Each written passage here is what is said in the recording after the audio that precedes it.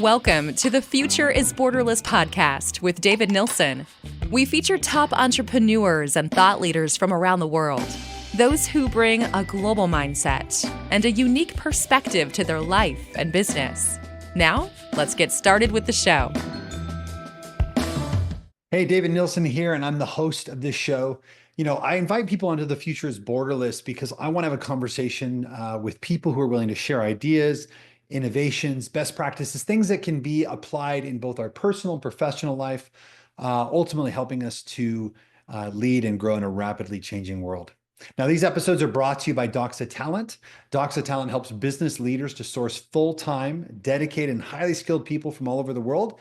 And as a result, these companies can scale faster, increase margin, and improve culture. To learn more about how to scale your business with offshore talent, simply go to doxatalent.com. Now, my guest today is Wayne Turmel, and he's an expert in remote leadership and communication. He's the co-founder of the Remote Leadership Institute and a master trainer with Kevin Eikenberry Group. He's got 20 years of experience in this area, and he actually co-authored the book, The Long Distance Leader, which I highly recommend if you have not read to go out and check out. But we sat down and had a fantastic conversation around remote work, global talent, and even the intersection of that and culture. And if you have flexible work arrangements in your business, or at least are considering putting some in place, I think you'll really enjoy this episode. So have a listen. All right, Wayne, thanks for joining us today. Thanks for having me, man.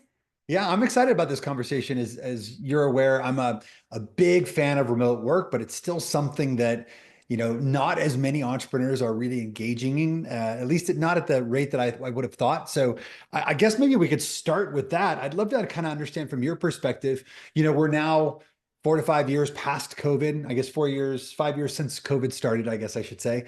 And almost to the day, in fact. Yeah, exactly. And people have gone to the office, or gone away from the office. Now many are going back to the office. Maybe we just zoom out for a second and talk about why is it important that any business leader be thinking about and sort of sharpening their skill set around remote work? Well, I think that the simple answer is that the genie is out of the bottle.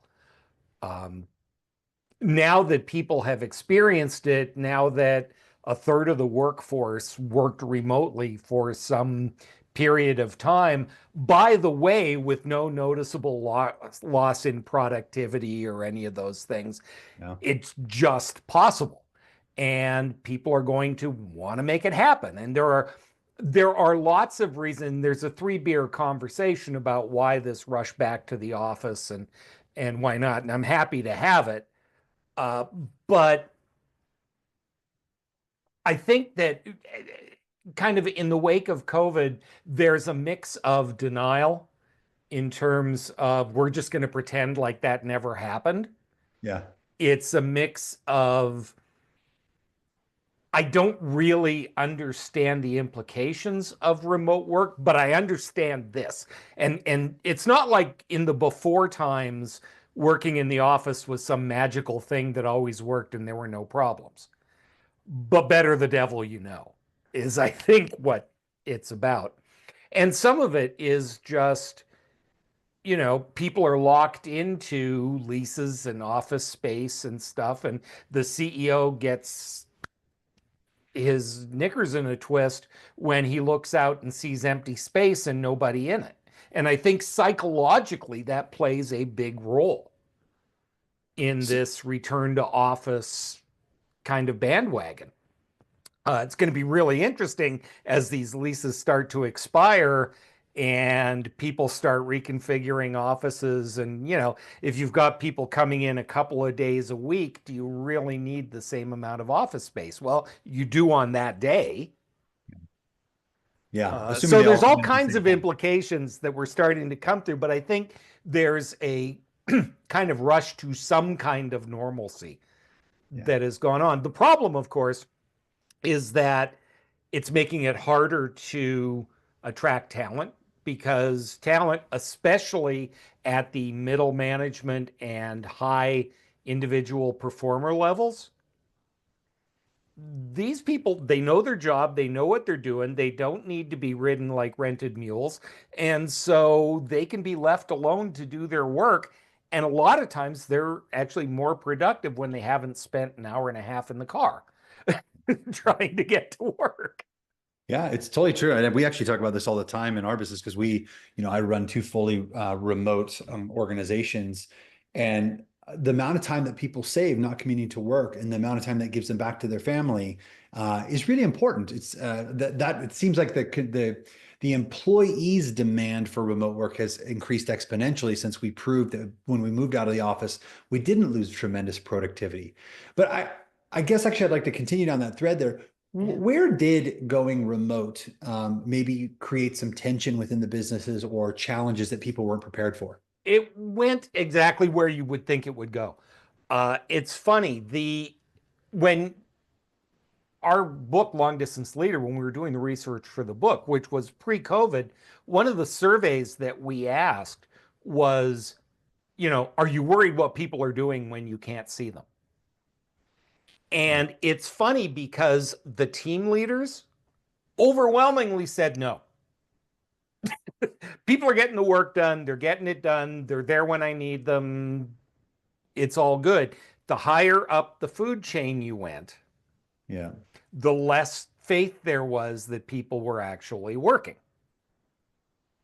Yeah. And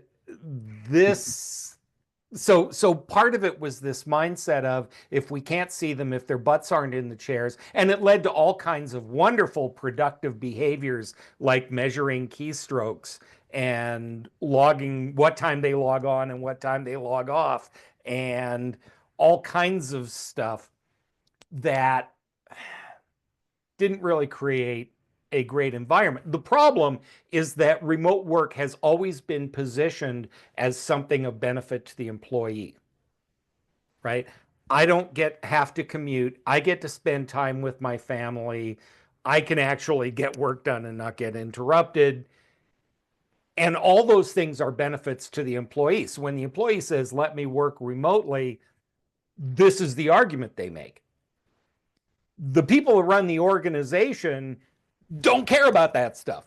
Yes, we would like you not to be exhausted, and we'd like well-adjusted humans, but at the end of the day, that's not what we're worried about. Yeah. What are they worried about? They are worried about, are people going to be working if they're not supervised? That's some of it, but it's also things like, can we keep people engaged and create a culture where people want to be here and they're enthusiastic about being here? And can we do that? And in their defense, heaven forbid I actually defend this stuff, but in their defense, senior leaders by definition are senior. They're a little older. They came up in a time when remote work wasn't the norm. And so they are far less confident in their ability to create these things. And some of it is, hey, this is how I came up. I got hired, I got bolted to somebody in kind of an apprenticeship situation. I met everybody in the office. I knew everybody. We knew where to go. We networked. We spent time together. We broke bread. We partied. We did whatever we did. And that's how I got here.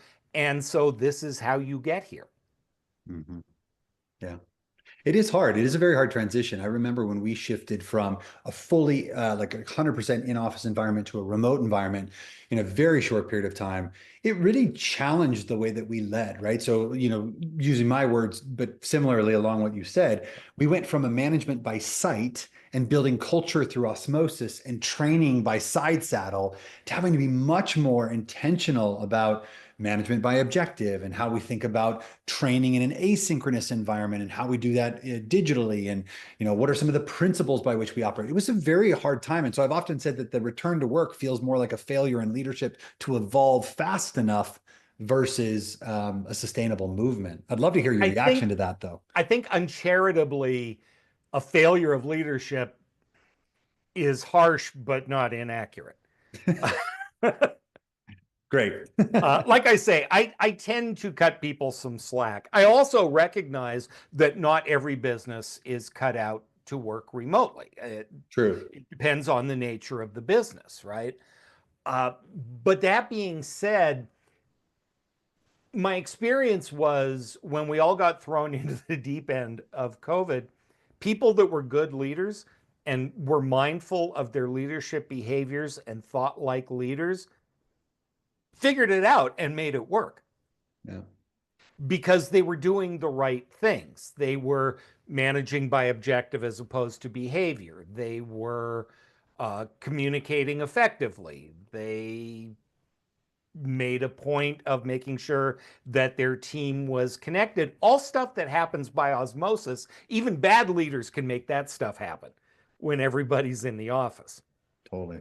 So working remotely isn't radically different than leading in general. The concepts are essentially the same, but how you execute on that is very, very nuanced. Yeah. And if you're not willing to adjust or not willing to accept the differences, you're going to struggle as a leader. Yeah. How, you are a master trainer at the Kevin Eikenberry Group. How did you become an expert in this field? Like, what drove you towards it? Okay. I'm going to give you a short but relatively accurate version. I was a performer in my misspent youth, and so I didn't join the workforce, the big boy workforce, until I was in my mid-30s. And I started teaching presentation skills. It was the one thing I knew how to do, is stand there and talk. And very quickly, I had a staff of trainers that I was managing and leading. And my focus was on communication. How do people communicate or not at work was really my passion. And so I started in traditional presentation skills. But I remember very clearly in about, 2001 maybe, teaching a class, and somebody said, this standing at the front of the room stuff is great, but I only talk to people like twice a year. The rest of the time I'm on this new thing called WebEx. And I went, what's a WebEx? And I started, and very quickly I realized a couple of things. One is this was going to forever change the way we work. But the other thing is people weren't being taught how to communicate effectively through technology. They were being told, push this button, here's your license, try not to hurt somebody. But they were not being taught you have to organize your thinking differently when you're in a virtual environment. You engage your audience differently. People's attention spans need to be addressed differently. And at the same time, we went from email. I remember very early on with email, the problem was people were writing too much, because they were essentially writing the memos that they had written in the office their entire careers. And so emails start, in pursuant to your email of the 17th.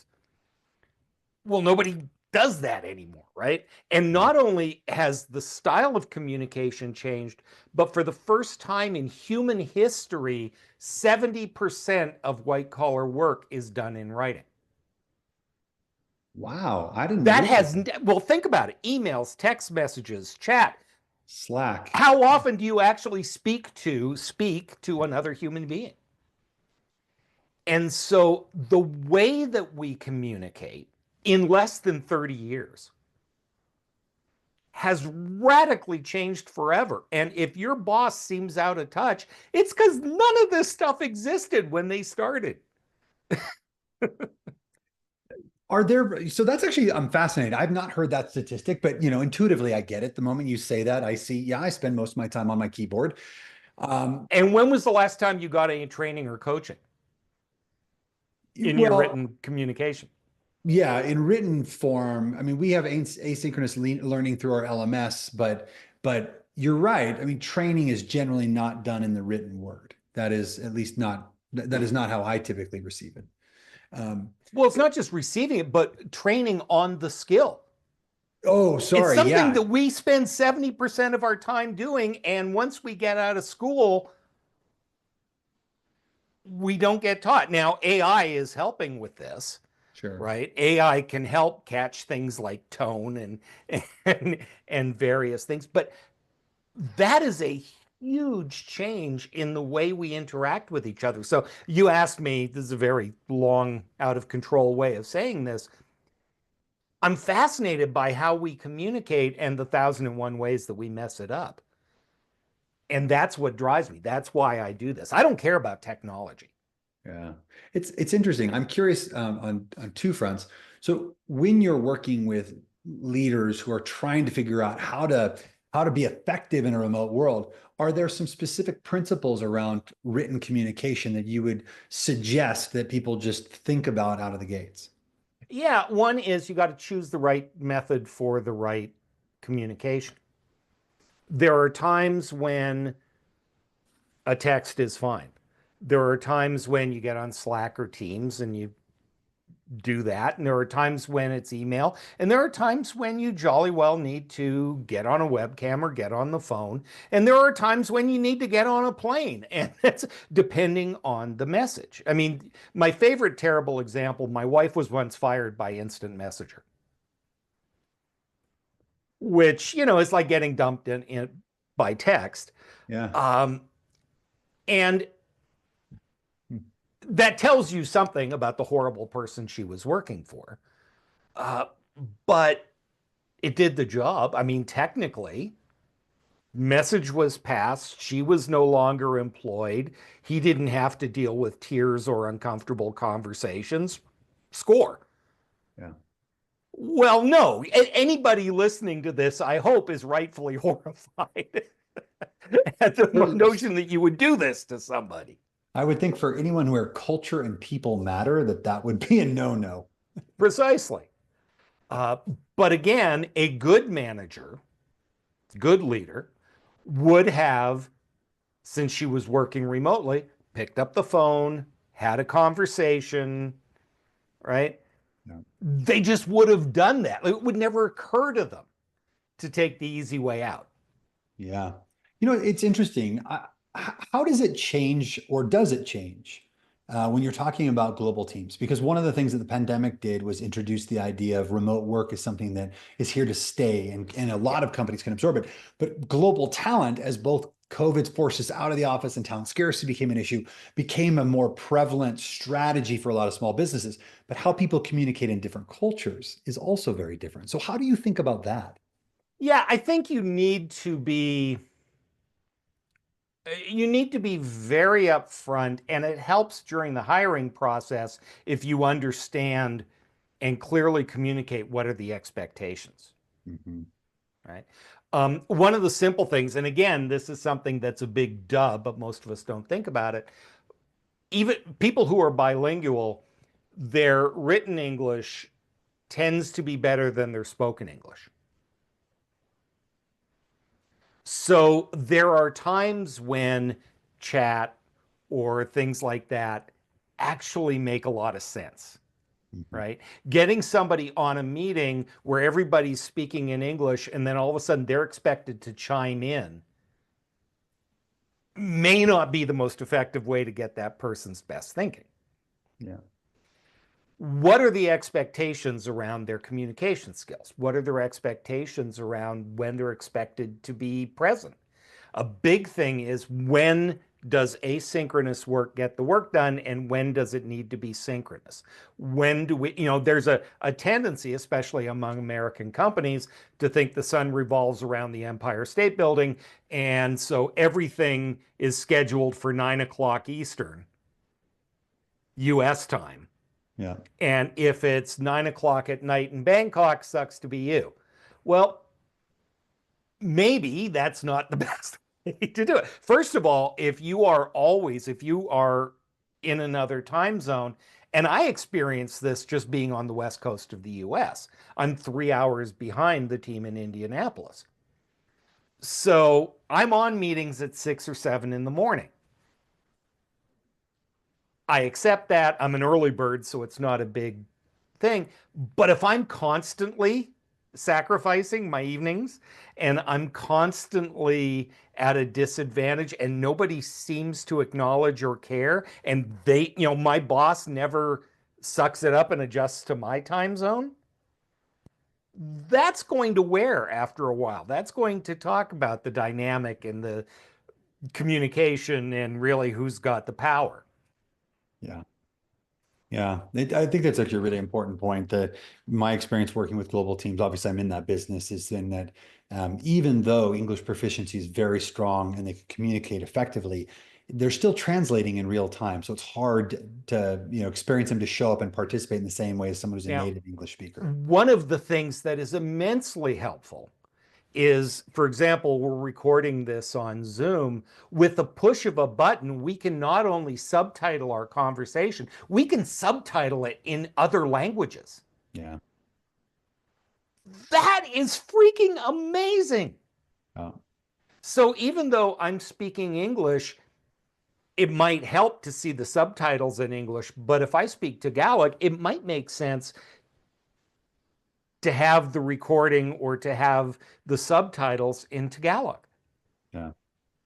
Yeah. And it's easy. But do we think about it? Do we think about doing it? No, we just insist that they struggle along in their second, third, fourth language. And somehow, if they can't keep up, that's their problem. Yeah, that's exactly right. I think that is I think an important point is that when you're dealing in a remote environment and it's only exacerbated by global teams, it's up to the leader to create the environment where, people are able to extract the value and provide the value that they need to in those situations. I want to talk real quickly about hybrid work. And I remember distinctly when I first met you, I made some comments because I'm one of those people that is a fan of being in an office and fan of being out of the office. But my just general, and I know this is not 100%, but general rule has always been that when you try to do both simultaneously, you pay for both, but you can't be best in class in either. But you and I had a little disagreement maybe about that philosophy. And I'd love to hear your thoughts on, where remote work fits in your perspective, and how do people do it well? Okay, so there's remote first, and then there's remote as part of the general way of working, and they are not the same thing. It is certainly easier. If you're going to have a remote team, an entirely remote team is easier than one where some people are in the office. And the reason is this. Most hybrid work is not strategically thought out. Most hybrid work is actually a hostage negotiation.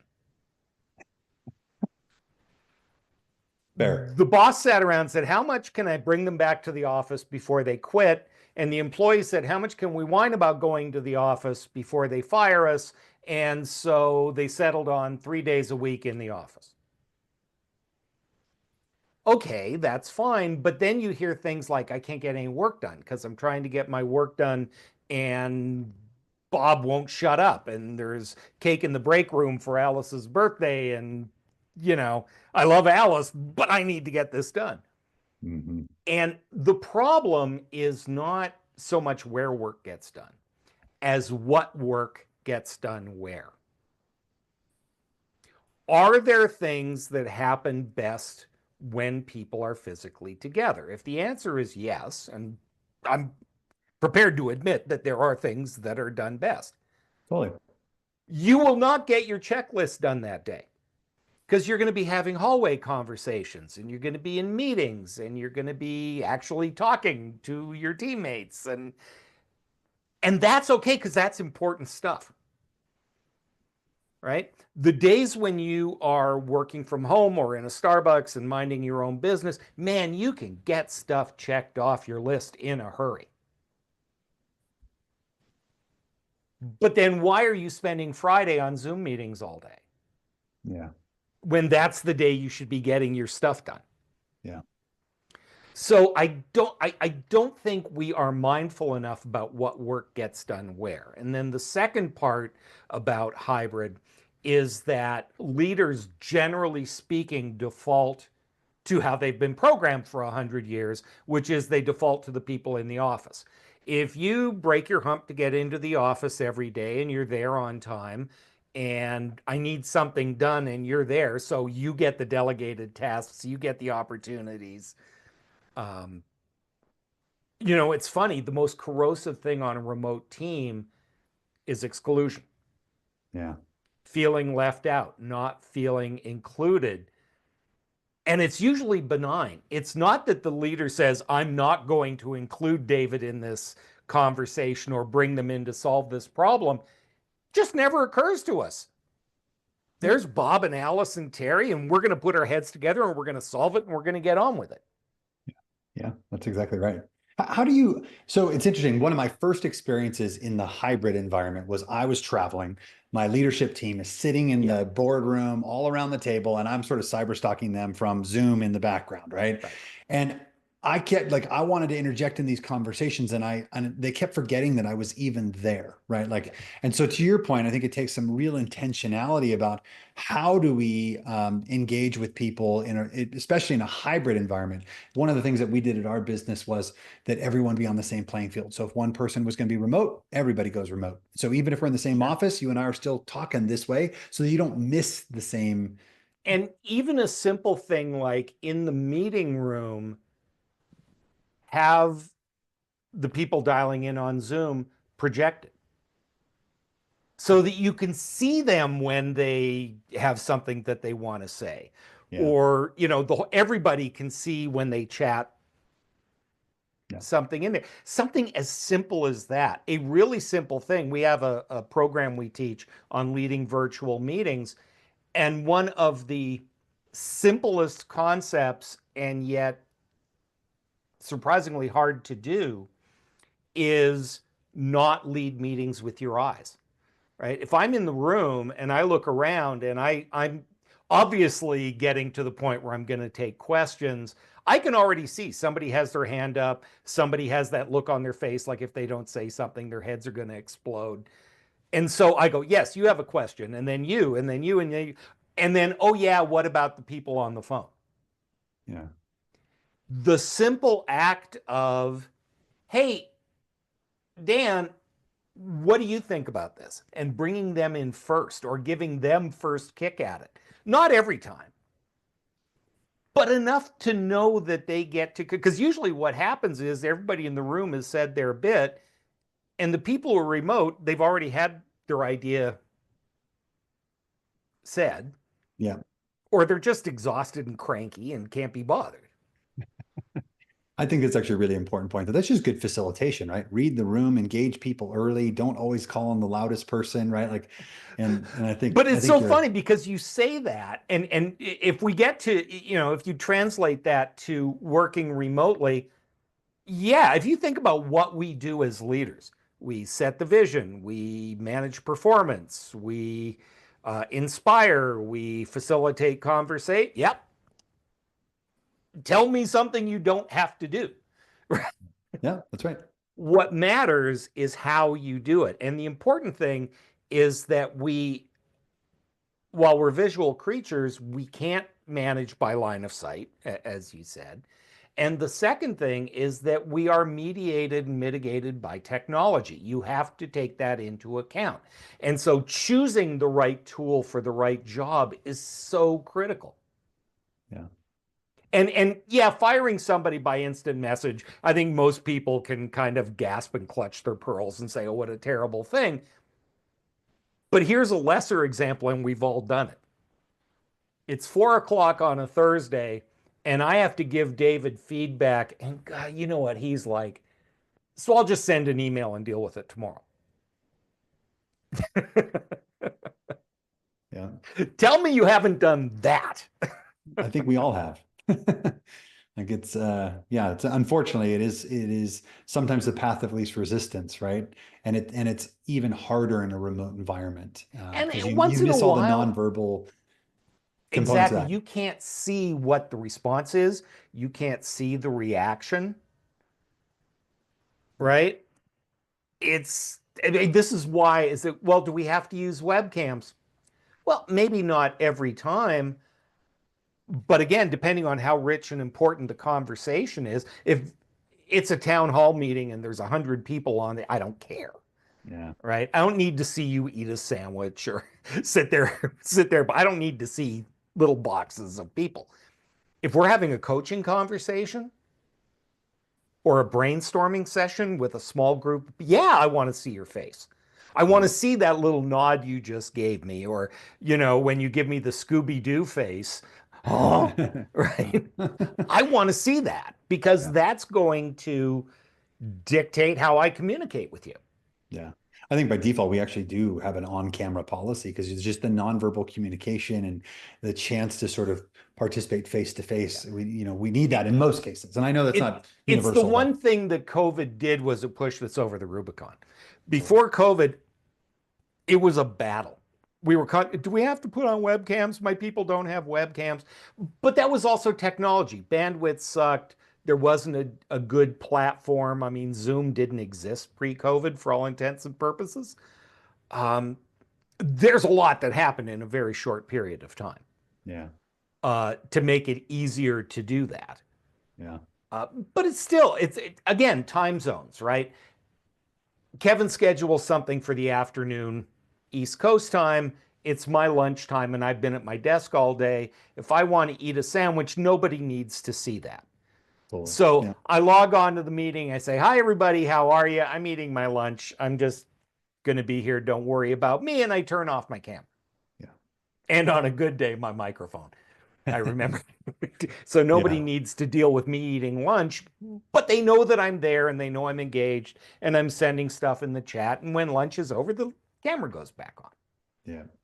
Let me transition to two different topics. I know we're getting close to the end of our time, but I think there's two things that I wanted to just get your perspective on. The first one is onboarding and training, right? My experience in an office has been, generally what we do is we say, hey, Wayne, welcome to the company. You're going to sit next to Dave. You're going to watch him from the next 2 weeks. You're going to pick it up and you're going to be great, right? And I'm oversimplifying it, being dramatic to make a But point, but no, that's sort of how you're going to attach you basically an apprenticeship model. We're going to attach you to Dave, and Dave is going to teach you everything, including all the bad habits and all the gossip that Dave gives you that you don't really want him to impart, but it's yeah. going to happen. So talk to me about how you help companies redesign that so that it's effective in a remote world and they can bring people on and help them launch successfully within the business. Yeah, I think first of all, if you're going to be in a remote environment and you know this, uh, you are occasionally going to have to pay for an airline ticket. It is entirely possible that at some point in the relationship, you're going to have to be face to face with that person. Depending on who you're hiring, what's their experience level. If they're straight out of school, they're going to need a different type of training than if they were working at the competition and now they've just come over to work for you, but Yeah. they know the job and they know the position and they know what they're supposed to do, right? So part of it is there may be some in-person stuff that is needed. But one of the big things you can do is instead of bolting the newbie to Dave, we're going to make Dave the lead, but Alice is in Denver and she's really good at this piece of the business. And somebody else is really good at this piece. And we really want you to get to know this. And so you facilitate the connections and make sure that they aren't just talking to you and their sponsor and that's it. Yeah. Yeah. You need to facilitate those conversations. One of the very simple things that we do is, and we just hired a new salesperson, in the first week that the person is with us, they have to reach out to every member of the team. They have to schedule a half-hour face-to-face webcam conversation, and it needs to be done in the first week, and only some of it can be about work. Cool. Because the idea is we've got 13 people on our team. They're scattered around the country, mostly around the Midwest. And what school did they go to? And do they have kids? And who's their team? And, all of that stuff that you learn by osmosis in the office, and it takes time, but you can jumpstart that. And you learn pretty quickly, hey, you know what? Wayne's an okay guy. If I have a problem, I know I can go to him. Yeah. I love that. I love how you also put that, you make that a requirement in the early on, because those relationships are really important to getting people to integrate quickly within the business and want to be there. So, well, and if you think about the way most onboarding is done, particularly on remote teams, you're on the team call. Hey, everybody, this is Bob. Bob's the new guy. Hi, Bob. Bob, tell us something about yourself. He gets 3 lines, and then you don't hear from Bob again until the next team meeting. yeah. Because there isn't a quote unquote reason to do that. Part Yeah. of your job as a leader is create reasons for your team to talk to each other. Totally. Yeah. Let's talk about work-life balance, because that's the other thing that, especially in a remote world, you hear people say that they love being in a remote environment, but sometimes it's hard to create boundaries and allow people to also enjoy their life when their work is at home. So how do you think about, or how do you help leaders think about designing some or addressing the issues of work-life balance with remote Well, employees? the easiest thing is to lock the leaders in a room and get it into their heads that they are the model for this. Their team is going to do what they do. So if their leaders are sending emails at 10 o'clock at night and, you know, interrupting dinner and uh, always being available, which sounds like a good thing, and it's ultimately killing managers. If the managers don't set up boundaries and don't respect the boundaries, you know, if I get that email at 10 o'clock at night, even though my boss says don't answer it till the morning, you know jolly well I'm at least reading it. Yeah. Right? So that's the first thing. The second thing about setting the boundaries, and this is largely depends on what country you're in, because one of the big complaints about remote work in Europe is when I go to the office, I work while I'm in the office and then I'm off work. If I'm working remotely, I've got my phone with me, I've got this, I've got that, so I'm always on. Whereas Americans have a really hard time. I mean, during COVID, we would ask people, what are you doing with the 2 hours a day you're not commuting? And the answer almost was always working. Well, no, A, you're probably not working at peak efficiency. And second of all, why? You're getting paid to work a set amount of time and accomplish a set amount. You're not getting brownie points for interrupting dinner and missing your kid's soccer game. That's right. That's right. So expectations are a big piece of this. And simple things like what's the expected return time on an email versus what is the expected return time on a text? I think that's such important feedback. You know, COVID was sort of a unique time because I think a lot of people felt pressure to perform during that time and fear that they might not have a job, right? And so that created some habits that have carried over. And I think to your point, the leaders themselves have to, it starts at the leadership level. They have to set the right tone, the right example, and set the right standards by which we operate without, cannibalizing their people. So I have said to people, why did, like, I've sent an email at a weird time and gotten an immediate response. And I have said to them, what are you doing? No, this is not okay. This was just, now, again, technology makes it easier, right? Microsoft, you can now write all your emails at 10 o'clock at night and not send them until a civilized hour of the morning. totally. Yeah, it's simple Cool. tools. We can do that. I mean, there are what you can and in fact should turn off the notifications on your apps on your phone. If your primary device is your phone, turn the notifications off from time to time. And the biggest thing you can do to prevent annoyances and driving each other crazy is use your status updates on Teams. It's not just red, yellow, green, I'm in the office, I'm not in the office, because that may or may not be true, but it's do not disturb.